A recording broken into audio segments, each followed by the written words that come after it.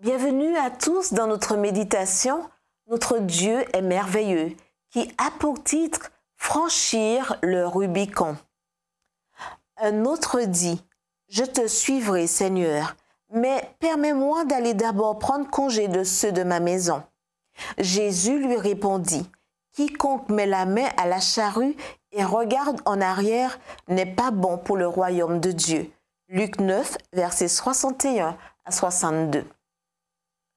Du temps de l'Empire romain, le fleuve Rubicon servait de frontière entre l'Italie et la Gaule cisalpine.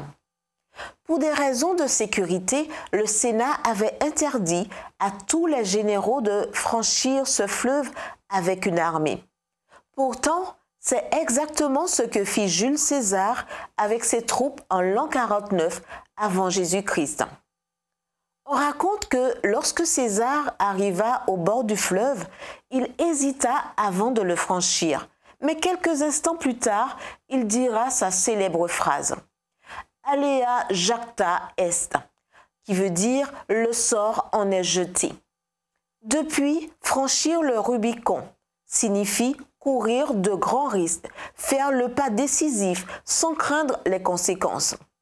Avec comme toile de fond ce passage de l'histoire, nous pourrions me dire que l'homme dont parle notre texte d'aujourd'hui n'a pas osé franchir le Rubicon. Ce n'est pas Jésus qui l'appela, c'est lui-même qui s'offrit à le suivre. Mais il y mit une condition. « Permets-moi d'aller d'abord prendre congé de ceux de ma maison. » Que voulait-il dire par « prendre congé » ? Selon le commentaire biblique adventiste, il s'agissait de plus qu'un bref retour à la maison. Selon la coutume du Proche-Orient, cela pouvait prendre des mois et même des années pour régler les problèmes domestiques. La réponse de Jésus fut catégorique. Quiconque met la main à la charrue et regarde en arrière n'est pas bon pour le royaume de Dieu. Autrement dit, celui qui regarde en arrière ne peut tracer des sillons rectilignes. Quelle différence avec la réponse des disciples quand Matthieu, par exemple, était assis au bureau des péages. Le Seigneur lui dit « Suis-moi ». Matthieu se leva et le suivit. Matthieu 9, verset 9. Quand, après une nuit de travail infructueux, Jésus appela Pierre, André, Jacques et Jean pour qu'ils soient des pêcheurs d'hommes, ils laissèrent tout et le suivirent. Luc 5, verset 11.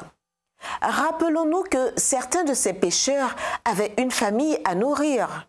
Cependant, au moment décisif, ils franchirent le Rubicon. Eux et leurs familles ont-ils été dans le besoin?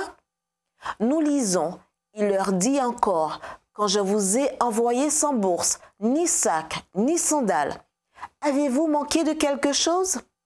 Ils répondirent, de rien. Luc 22, verset 35. Si vous avez mis la main à la charrue, ne regardez pas en arrière. Soyez convaincus que vous ne manquerez de rien.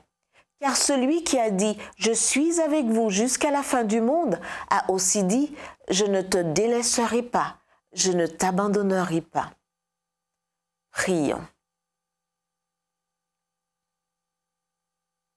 Jésus, toi qui allas jusqu'au calvaire sans regarder en arrière, aide-moi à rester ferme et fidèle jusqu'à la fin, quel que soit le prix à payer, en ton nom et pour ta gloire.